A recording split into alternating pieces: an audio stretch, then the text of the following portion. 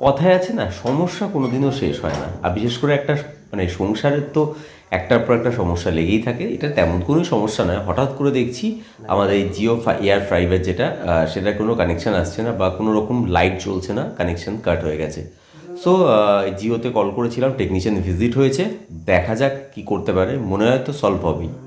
So ঠিক করে দিয়ে গেল প্লাগটা, প্লাগের কোনো সমস্যা হয়নি, মানে ওদের কোনো সমস্যা নেই, সমস্যাটা আমাদেরই এক ধরনের হচ্ছে। দেখা যায় তোমাদেরকে, মানে এই যে প্লাগটা এইটাকে এখানে পুট করা ছিল, তো এই প্লাগের কোনো সমস্যা হয়েছে, এই জন্যই সমস্যা। এখন আমরা এক্সটেনশন কর্ড দিয়ে এখান থেকে কানেকশন করে এইখানটা চালাচ্ছি, তো এখন আপাতত ঠিক আছে, কোনো কানেকশন মিস হয়নি, বাট এতক্ষণ কিন্তু কানেকশন মিস হচ্ছিল।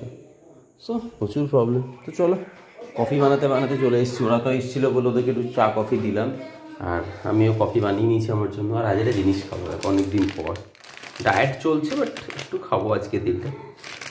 এই লাচ্ছা কি বলে এটাকে জানো, বান, একটু দারুণ খেতে লাগে এখানে।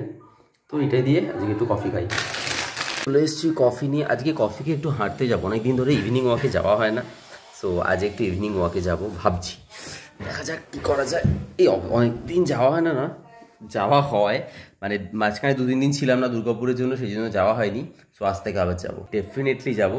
কারণ ইভিনিং ওয়াকটা না করলে আমি দেখছি আমার ফ্যাট পার্সেন্টেজটা আস্তে আস্তে ইনক্রিজ হচ্ছে, তো সেই জন্য ওটা খুব ইম্পর্টেন্ট। চলো কফি খেয়ে বেরিয়ে পড়ি।